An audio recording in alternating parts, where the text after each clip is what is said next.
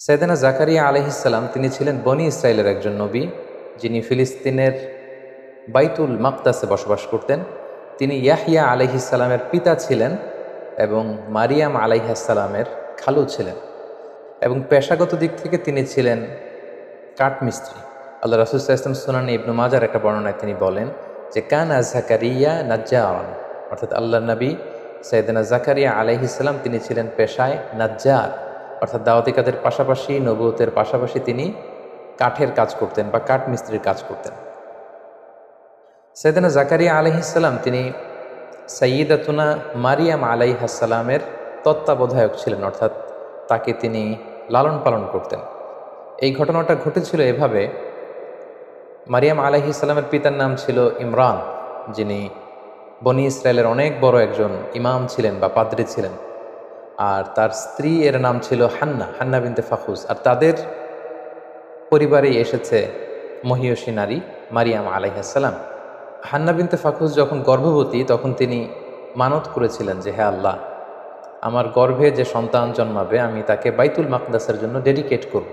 কিন্তু তিনি যখন বেবি ডেলিভারি করলেন তখন তিনি দেখতে পেলেন যে তিনি কন্যা সন্তান জন্ম দিয়েছেন। এই ঘটনাটি আল্লাহ তাআলা সূরা আলে ইমরানে খুব চমৎকারভাবে বলেছেন যে ইদ ক্বালাত ইমরাতু ইমরান রব্বি ইন্নী নাযারতু লাকা মা ফি বাতনি মুহাররারান ফাতাকাব্বাল মিন্নি। অর্থাৎ হান্না বলেছিল, হে আল্লাহ, আমার পেটে তুমি যে সন্তান দিয়েছো এটাকে আমি বাইতুল মাকদাসের জন্য মুক্ত করে দিলাম, দিয়ে দিলাম, সে বাইতুল মাকদাসের খাদেম হবে। ইন্নাকা আনতাস সামিউল আলিম, আল্লাহ তুমি সব শোনো, তুমি সব জানো। ফালাম্মা ওয়াদাআতহা, যখন তিনি ডেলিভারি করলেন বেবিটা, ক্বালাত রব্বি ইন্নী ওয়াদাআতুহা উনসা, তিনি বললেন হে আল্লাহ, আমি তো কন্যা সন্তান প্রসব করেছি, কন্যা সন্তান দিয়ে আমি কিভাবে তাকে বাইতুল মাকদাসের খাদেম বানাবো। আল্লাহ তাআলা তখন বললেন যে ওয়াল্লাহু আ'লামু বিমা ওয়াদাআত, যে সে কি ডেলিভারি করেছে এটা আল্লাহ তাআলা খুব ভালো করেই জানে। ওয়ালাইসা যাকারু কাল উনসা, অর্থাৎ হে হান্না তুমি বিচলিত হয়েও না, তুমি এমন মেয়ে জন্ম দিয়েছো অনেক ছেলেরাও তার মতো হতে পারবে না। ওয়া ইন্নী সাম্মাইতুহা মারিয়াম, আর হান্না বলল আমি এই কন্যা সন্তানের নাম রেখে দিলাম মারিয়াম। ওয়া ইন্নী উঈযুহা বিকা ওয়া যুররিয়াতাহা মিনাশ শাইতানির রাজিম, আমি তাকে এবং তার যে অনাগত ভবিষ্যৎ প্রজন্ম আসবে তাদেরকে আমি শয়তানের দুষ্টু খোঁচা থেকে আল্লাহর কাছে পানাহে রাখলাম।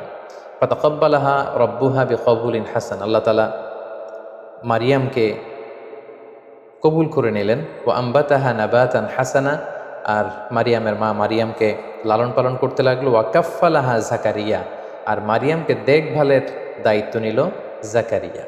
তাহলে সূরা আলে ইমরানের এই যে কয়েকটি আয়াত আমরা তেলাওয়াত করলাম, তার একেবারে শেষের দিকে আমরা যে তথ্যটি পেলাম সেটা হচ্ছে মারিয়াম আলাইহিসসালামকে দেখভালের বা তত্ত্বাবধানের কিংবা লালন পালনের প্রকৃত দায়িত্বটি পালন করেছেন বেসিকলি তার খালু জাকারিয়া আলাইহিসসালাম। কিভাবে তিনি এই দায়িত্বটি পেলেন? আমরা জানি যে মারিয়াম আলাইহিসসালামের পিতার নাম ছিল ইমরান, এবং তাদের ফ্যামিলির নামে আল্লাহ তাআলা কোরআনে একটা সূরা ডেডিকেট করেছেন, সূরা আলে ইমরান নামে। সো মারিয়াম যখন জন্মগ্রহণ করলো এবং তাকে যখন বাইতুল মাকদাসের জন্য ডেডিকেট করা হলো, তখন কে তার দেখভাল করবে, কে তার দায়িত্ব নেবে, এ নিয়ে লোকদের মাঝে ঝগড়া হতে শুরু করলো। সবাই বললো যে আমি এই দায়িত্ব পালন করব, কারণ মারিয়াম আমাদের ইমামের মেয়ে, আমাদের সবচেয়ে বড় সম্মানিত পাদ্রী ইমরানের কন্যা, সো তাকে আমরা তার দায়িত্ব নিতে চাই। তো সবাই যখন দায়িত্ব নিতে চাইলো তখন তাদের মধ্যে কোরা করা হলো, অর্থাৎ লটারি করা হলো, এবং লটারিতে সাইয়েদনা আল্লাহ নবী জাকারিয়া আলাইহিসসালামের নাম এসেছিল। এই কথাটি আল্লাহ তাআলা সূরা আলে ইমরানে খুব স্পষ্টভাবে বলেছেন যে ইদ ইউলকুনা আকলামাহুম আইয়ুহুম ইয়াকফুলু মারইয়াম, তারা তাদের কলম ছুঁড়ে মেরেছিল যে কে মারিয়ামের দেখাশোনা করবে। ওমা কুনতা লাদাইহিম ইদ ইয়াখতাসিমুন, হে নবী আপনি তাদের সামনে উপস্থিত ছিলেন না যখন তারা এটা নিয়ে ডিসপিউট করছিল, ঝগড়া করছিল। অর্থাৎ তখন সব পাদ্রীরা বা সব ইমামরা তারা তাদের নিজেদের কাছে নিজেদের ব্যক্তিগত কলম দিয়ে তারা তাওরাত লিখে রাখত। সবাই যখন ডিসপিউট শুরু করলো, মতানৈক্য শুরু করলো যে আমরা নিতে চাই মারিয়ামের দায়িত্ব, জাকারিয়া আলাইহিস সালাম বললেন না আমি নিতে চাই, আমি তার খালু। অন্যান্যরা বলল যে না আমরা নিতে চাই। তখন তারা এই থিওরিতে ঐকমত্য হলো যে আমাদের প্রত্যেকের যে ব্যক্তিগত কলম আছে আমরা কলমগুলো ছুঁড়ে মারব একসাথে, তার মধ্যে থেকে একটি কলম তোলা হবে, যার কলমটি তোলা হবে সেই মারিয়ামের তত্ত্বাবধানের দায়িত্ব নেবে।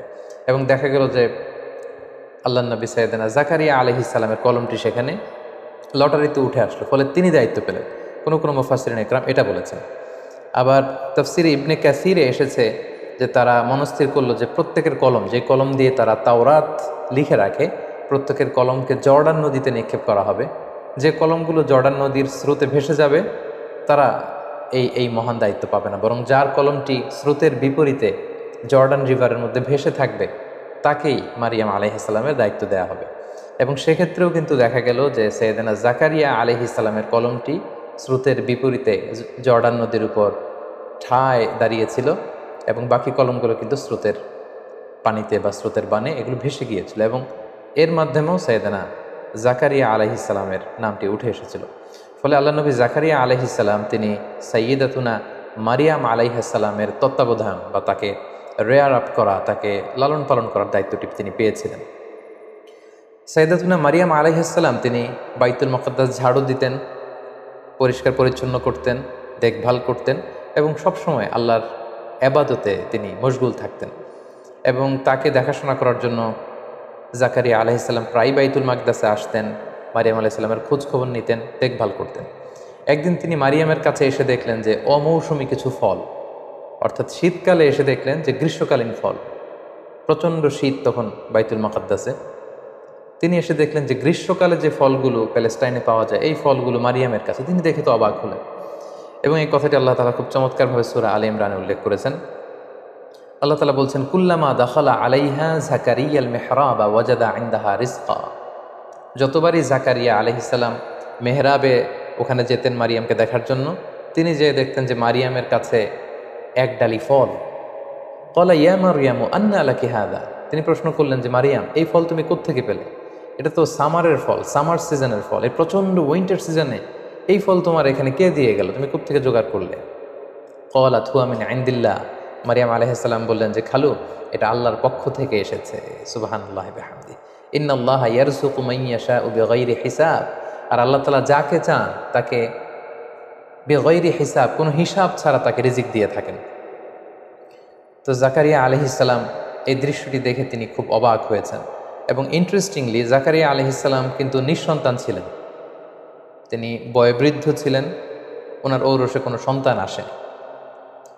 তো ওনার যখন কোনো সন্তান নেই, ঠিক ওই মুহূর্তে উনি যখন দেখতে পেতেন যে মারিয়ামের কাছে অমৌসুমী কিছু ফল, এই মৌসুমে তো এই ফল পাওয়ার কথা না, এই দৃশ্য দেখে ওনার ভগ্ন হৃদয়ে আবার আশার সঞ্চার হলো। তিনি ভাবলেন যে আল্লাহ তাআলা মারিয়ামকে শীতকালে গ্রীষ্মকালীন মৌসুমী ফল খাওয়াতে পারে, সে আল্লাহ তাআলা তো চাইলে আমাকেও এই পুরো বয়সে আমার এই বার্ধক্যের সময় আমাকে তো আল্লাহ তাআলা সন্তান দিতে পারেন।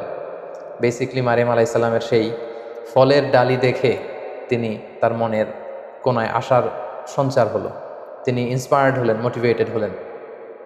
তিনি আল্লাহ তাআলার প্রতি আরও ভরসা বাড়ালেন। তিনি মনে মনে ভাবলেন যে আমার আল্লাহ তাআলার কাছে আমি চাইব, এবং চাইলে তিনি আমাকে সন্তান দিতে পারেন। মারিয়াম আলাইহিস সালামের এই দৃশ্য দেখে ইন্সপায়ার্ড হয়ে আল্লাহ তাআলার কাছে দোয়া করলেন। তিনি বললেন, রব্বি হাবলি মিন লাদুনকা যুররিয়াতান তাইয়্যিবা, অর্থাৎ হে আল্লাহ, আপনি আপনার পক্ষ থেকে আমার জন্য পবিত্র সন্তান দান করুন। খুব কায়মনোবাক্যে, একনিষ্ঠভাবে, সিনসিয়ারলি তিনি দোয়াটা করলেন। সূরা আম্বিয়াতে এসেছে তিনি দোয়া করেছেন, রব্বি লা তাযারনি ফারদা ওয়া আনতা খায়রুল ওয়ারিসিন, অর্থাৎ হে আমার রব, আপনি আমাকে নিঃসন্তান বানিয়ে রাখবেন না, আপনি আমাকে একা বানিয়ে রাখবেন না, আপনি আমাকে উত্তম উত্তরাধিকারী দান করুন। এবং সূরাত মারিয়ামে এসেছে যে ইয নাদা রাব্বাহু নিদাআন খাফিয়্যা, তিনি চুপি সারে চুপি চুপি আল্লাহর কাছে কেঁদে কেটে দোয়া করলেন। দোয়ার ভাষাটা কেমন ছিল আমরা যদি একটু দেখি, যে কি প্রাঞ্জল, কি লালিত্যপূর্ণ শব্দ দিয়ে তিনি দোয়া করেছেন। তিনি বলেছেন, ক্বালা রাব্বি ইন্নী ওয়াহানাল আযমু মিন্নী, অর্থাৎ হে আল্লাহ, আমার দেহের হাড়গুলো, অস্থিগুলো দুর্বল হয়ে গিয়েছে। ওয়াহানাল আযমু মিন্নী, আমার হাড় দুর্বল হয়ে গিয়েছে। ওয়াশতা আলা রাসু শাইবা, আমার চুলের শুভ্রতা প্রকাশ পেয়েছে, মানে সাদা চুল হয়ে গিয়েছে সাদা, আমার দেহে শক্তি নেই, বার্ধক্যের ভারে আমি নুজ্জ প্রায়। ওয়ালাম আকুম বিদুআইকা রাব্বি শাকিয়া, কিন্তু হে আমার রব, তোমার কাছে চেয়ে আমি তো কখনো হতভাগা হইনি, আমি যখনই চেয়েছি তুমি দিয়েছো অঢেল। ওয়া ইন্নী খিফতুল মাওয়ালিয়া মিন ওয়ারাই, আমার পরে আমার যে আত্মীয় স্বজন আছে তারা আমার এই দাওয়াতি কাজের এই পরম্পরা তারা বজায় রাখতে পারবে না, আমি ভয় পাচ্ছি, আশঙ্কা করছি তাদের ব্যাপারে, আমার ভাতিজা, আমার ভাগিনা, আমার অন্যান্য আত্মীয়দের ব্যাপারে। ওয়াকানাত ইমরাআতি আকিরা, আর আমার স্ত্রী হচ্ছে বন্ধা, সন্তান জন্মদানে সে অক্ষম, ফাহাবলি মিল্লা দুমকা ওয়ালিয়া, হে আল্লাহ আপনি আপনার বিশেষ করম এবং ফজলে আপনার পক্ষ থেকে আমার জন্য একজন ওয়ালি, গার্ডিয়ান বা সন্তান নির্ধারণ করুন। এবং সুবহানাল্লাহি বিহামদি, আল্লাহ তাআলা সাইয়েদনা জাকারিয়া আলাইহিস সালামের এই কায়মনো বাক্যে করা দোয়াকে তিনি কবুল করে ফেললেন। উনি অত্যন্ত বার্ধক্যের ভারে নুজ্জ ছিলেন, বয়স্ক ছিলেন, ওনার স্ত্রী ছিল বন্ধা, কিন্তু আল্লাহ তাআলা বললেন ফাস্তাজাবনা লাহ, আমি তার দোয়া কবুল করলাম, তার ডাকে সাড়া দিলাম।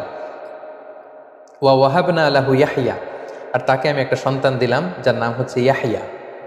ওয়া আসলাহনা লাহু যাওজা, আর তার স্ত্রীকে আমি সন্তান দানে সক্ষম বানালাম। সুবহানাল্লাহি বিহামদি। এবং এই সুসংবাদটা, এই গ্ল্যাড টাইডিংসটা এসেছিল তখন যখন তিনি বাইতুল মাকদাসের মেহরাবে দাঁড়িয়ে সালাত আদায় করছিলেন। আল্লাহ তাআলা বলছেন ফানাদাতুল মালাইকাতু ওয়া হুয়া কাইমুন ইউসাল্লি ফিল মিহরাব, মেহরাবে যখন তিনি নামাজ আদায় করছেন হঠাৎ ফেরেশতাদের এক দল এসে বলল যে glad tidings for you Zakaria, তোমার জন্য সুসংবাদ, আন্নাল্লাহা ইউবাশশিরুকা বিয়াহইয়া, আল্লাহ তাআলা আপনাকে ইয়াহইয়ার সুসংবাদ দিচ্ছেন, ইয়াহইয়া নামে একজন সন্তান আল্লাহ তাআলা আপনাকে দিবেন। তিনি তো অবাক হয়ে গেলেন। তিনি বললেন ক্বালা রাব্বি আন্না ইয়াকুনু লি গুলাম, আল্লাহ আমার সন্তান হবে কিভাবে? ওয়া কানাত ইমরাআতি আখির, আমার স্ত্রী তো বন্ধা, এটা পরীক্ষিত, এটা প্রমাণিত হয়েছে যে সে সন্তান জন্ম দিতে পারবে না। আর ওয়াকাদ বালাগতু মিনাল কিবারি ইতিয়া, আর আমি তো বার্ধক্যের একেবারে শেষ মাথায় পৌঁছে গিয়েছি। ক্বালা কাযালিক, আল্লাহ বললেন এভাবেই, it's very easy for me. ক্বালা রাব্বুকা হুয়া আলাইয়া হাইয়িন, আল্লাহ বললেন যে এটা আমার জন্য খুবই সিম্পল, এটা খুবই সহজ একটা ব্যাপার আমার কাছে। ওয়াকাদ খালাকতুকা মিন ক্বাবলু ওয়া লাম তাকু শাইআ, হে জাকারিয়া আমি তো তোমাকে সৃষ্টি করেছি যখন তুমি কিছুই ছিলে না। অস্তিত্বহীনতা থেকে তোমাকে আমি অস্তিত্বে যে আল্লাহ আনতে পারলাম, সে আল্লাহ তুমি বৃদ্ধ হতে পারো, তোমার স্ত্রী বন্ধা হতে পারে, তোমাদেরকে কি আমি সন্তান দিব না বা দিতে পারবো না? অবশ্যই দিতে পারবো, আল্লাহ তাআলার পক্ষে এটা সহজ। ক্বালা রাব্বি জাআলনি আয়া, জাকারিয়া আলাইহিস সালাম বলেন আল্লাহ তাহলে আপনি একটা সাইন দেন, আমাদেরকে একটা নিদর্শন দেন, কিভাবে বুঝবো যে আমাদের সন্তান হবে, লোকেরাও বা কিভাবে বুঝবে? ক্বালা আয়াতুকা আল্লা তুকাল্লিমান নাসা সালাসা লায়ালিন সাবিয়্যা, আল্লাহ বলেন তোমার নিদর্শন হচ্ছে সামনের 3 দিন তুমি আর কথা বলতে পারবে না, তোমার কথা বলার শক্তি আমি কেড়ে নিলাম, তুমি চুপ থাকবে 3 দিন, ইশারা ইঙ্গিতে কাজ করতে হবে। এবং সেটাই হলো, তিনি তারপরের 3 দিন কথা বললেন না। বনী ইসরাইলের যারাই এসেছে তাদেরকে তিনি আকারে ইঙ্গিতে আল্লাহর তাসবিহ তাহলিল করতে বললেন। সুবহানাল্লাহি বিহামদি।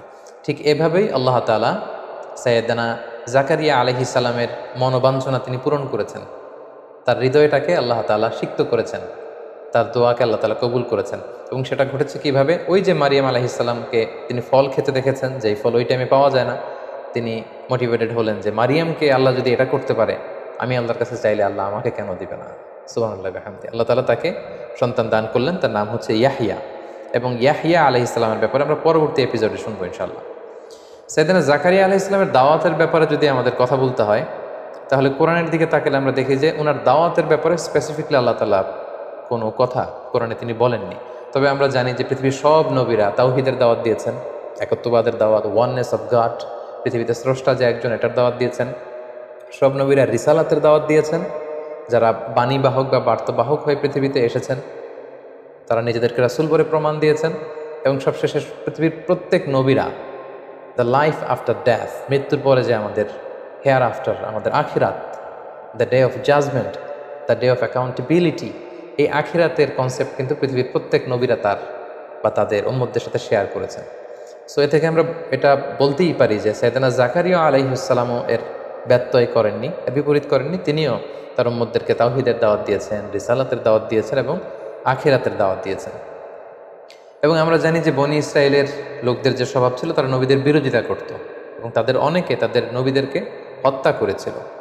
তো সাইয়েদনা জাকারিয়া আলাইহিস সালামের দাওয়াত কেউ কেউ গ্রহণ করেছিল, কিন্তু বেশিরভাগ লোক তার বিরোধিতা করে শেষ পর্যন্ত সাইয়েদনা জাকারিয়া আলাইহিস সালামকে মিথ্যা প্রতিপন্ন করেছে, তার বিরুদ্ধে ষড়যন্ত্র করেছে এবং তাকে হত্যার ষড়যন্ত্র করে সেটা বাস্তবায়ন করেছে। এবং সাইয়েদনা জাকারিয়া আলাইহিস সালামের মৃত্যু হয়েছে তার কওমের লোকদের হাতে, তার উম্মতের হাতে, অর্থাৎ বনী ইসরায়েলের যারা জালেম, যারা অত্যাচারী, তাদের হাতে। কিভাবে সাইয়েদনা জাকারিয়া আলাইহিস সালামের মৃত্যু হলো, এক্ষেত্রে কোরআনে বা হাদিসে কিছু পাওয়া যায় না, তবে জিউস ট্রেডিশন, খ্রিস্টান ট্রেডিশনে কিছু বর্ণনা পাওয়া যায়, যেটি মুফাসসিরগণ তাদের তাফসিরে এনেছেন। একটি বর্ণনা এরকম পাওয়া যায় যে মারিয়াম আলাইহিস সালাম যখন ঈসা আলাইহিস সালামকে জন্ম দিলেন পিতা ছাড়া, ঈসা আলাইহিস সালাম পৃথিবীতে আসলেন, তখন ইহুদিরা ষড়যন্ত্র করলো এবং তারা এই অপবাদ রটাতে শুরু করলো যে মারিয়ামের সাথে তার খালু জাকারিয়া আলাইহিস সালামের অবৈধ সম্পর্ক ছিল। নাউযুবিল্লাহ বলে ইয়াদুবিল্লাহ। তারা প্রতিষ্ঠা করতে চাইল সমাজে যে তিনি যেহেতু দেখভালের দায়িত্ব নিয়েছেন, তার সাথে এমন সম্পর্ক হয়েছে ফলে মারিয়াম গর্ভবতী হয়েছে। এবং এই ইস্যুটাকে তারা সোসাইটির মধ্যে রেইজ করে তারা সাইয়েদনা জাকারিয়া আলাইহিস সালামকে বন্দী করলেন, তাকে হত্যা করলেন। তার মৃত্যুর ব্যাপারে এই একটা বর্ণনা পাওয়া যায়। আরেকটা বর্ণনা পাওয়া যায় যে সাইয়েদনা জাকারিয়া আলাইহিস সালামের সন্তান ইয়াহইয়া আলাইহিস সালামকেও কিন্তু শিরচ্ছেদ করে হত্যা করা হয়েছে, যেটা আমরা নেক্সট এপিসোডে শুনবো ইনশাআল্লাহ। এবং সেটা করেছিল তৎকালীন বাদশাহ, আরবিতে যাকে বলা হয় হিরুদুস, ইংরেজিতে বলা হয় কিং হেরুড অ্যান্টিপাস। সে ইয়াহইয়া আলাইহিস সালামকে হত্যা করেছিল এবং তারপরে ইয়াহইয়া আলাইহিস সালামের পিতা জাকারিয়া আলাইহিস সালামকেও তার অনুসারীরা বা সাঙ্গপাঙ্গরা হত্যা করেছিল। দ্বিতীয় বর্ণনা মতে এসেছে যে জাকারিয়া আলাইহিস সালাম যখন শুনলেন যে তার কলিজার টুকরার সন্তান ইয়াহইয়া আলাইহিস সালামকে শিরচ্ছেদ করা হয়েছে, তখন তিনি বাঁচার জন্য লুকালেন বা পালালেন। একটি গাছ তাকে বলল যে আপনি আমার ভেতরে আশ্রয় নিন। গাছ দুই ভাগ হয়ে গেল। জাকারিয়া আলাইহিস সালাম সেটার ভেতরে প্রবেশ করলেন। শয়তান এসে জাকারিয়া আলাইহিস সালামের জামার কিছু অংশ ধরে রাখলেন। পরবর্তীতে লোকজন তাকে খুঁজতে খুঁজতে যখন আসলো, তারা দেখলো যে একটা জামা দেখা যায় একটা গাছের ভেতর থেকে, এবং শয়তান মানুষের আকৃতিতে এসে বলল যে এর ভেতরেই জাকারিয়া আছে। এবং বনি ইসরায়েলের এই পাষণ্ডরা, এই জালেমরা করাত দিয়ে আল্লাহর এই পয়গম্বর সাইয়েদনা জাকারিয়া আলাইহিস সালামকে হত্যা করে। তো এই বর্ণনাগুলো জিউস এবং খ্রিস্টান ট্রেডিশনে এসেছে। কোরআন এবং সুন্নাতে এই ব্যাপারে আসলে কিছু বলা হয়নি, কিন্তু কোরআনে বলা হয়েছে যে বনি ইসরায়েলের একটা স্বভাব ছিল, তারা ইয়াকতুলুন আল আম্বিয়া বিগাইরি হক, তারা তাদের নবীদেরকে অন্যায়ভাবে হত্যা করেছে। সো আমরা এই ঐতিহাসিক বর্ণনা থেকে এই ঘটনাটাকে সত্যি হিসেবে ধরেই নিতে পারি যে হয়তো সাইয়েদনা জাকারিয়া আলাইহিস সালামের দুটি পদ্ধতির কোনো একটি পদ্ধতিতে তাকে নিহত করা হয়েছে বা হত্যা করা হয়েছে। সম্মানিত শুধু এ পর্যায়ে আমরা বরাবরের মতো সাইয়েদনা জাকারিয়া আলাইহিস সালামের জীবন থেকে আমরা কি শিক্ষা পাই, কিছু লাইফ লেসন্স আমরা বের করবার চেষ্টা করব। প্রথম যে শিক্ষাটা আমরা পাই সেটা হচ্ছে দি পাওয়ার অফ দোয়া। দোয়ার যে ক্ষমতা বা পাওয়ার, সেটা তো আমরা এই ঘটনা থেকে দেখলাম যে কিভাবে বার্ধক্যের একেবারে শেষ সীমানায় যিনি পৌঁছে গিয়েছেন, যার নিজের ভাষ্যমতে তার শরীরে কোনো জোর নেই, শক্তি নেই, যার চুল হয়ে গিয়েছে শুভ্র সাদা, যার স্ত্রী হচ্ছে বন্ধা, যিনি সন্তান জন্মদানে অক্ষম, এমন একজন বয়োবৃদ্ধ কাপলকেও কিন্তু আল্লাহ তাআলা সন্তান দিয়েছিলেন। এবং সেটা ছিল একনিষ্ঠ দোয়ার ফসল। আমি আমার বিভিন্ন আলোচনাতে প্রায় বলি যে দোয়া ইজ লাইক এ মিজাইল। আমরা মিজাইল হামলা করলে মিজাইল যেমনি লক্ষ্যবস্তু যে ভেদ করে, দোয়ার মতো দোয়া করলেও কিন্তু আপনার দোয়া আল্লাহর আরশে যেয়ে পৌঁছে যাবে। এজন্য আমরা যেন দোয়া করার সময় আমাদের হৃদয় নিংড়ানো মনের সবটুকুন আবেগ, উচ্ছ্বাস, ভালোবাসাকে উজাড় করে যেন আমরা দোয়া করি। যেমনটা আমরা দেখেছি তিনি দোয়া করেছেন যে রব্বি হাবলি যুররিয়াতান তাইয়্যিবা, রব্বি লা তাযারনি ফারদা ওয়া আনতা খায়রুল ওয়ারিসিন। হে আল্লাহ, আপনি আমাকে নেককার সন্তান দেন। হে আল্লাহ, আপনি আমাকে একা বানিয়ে রাখবেন না। হে আল্লাহ, আপনি আমাকে নিঃসন্তান বানাবেন না। তার একনিষ্ঠ দোয়ার কারণে কিন্তু আল্লাহ তাআলা এই বার্ধক্যে তাদেরকে সন্তান দান করেছেন। সো আমরা যেন বেশি বেশি আল্লাহ তাআলার কাছে দোয়া করি। এটা হচ্ছে আমাদের প্রথম শিক্ষা।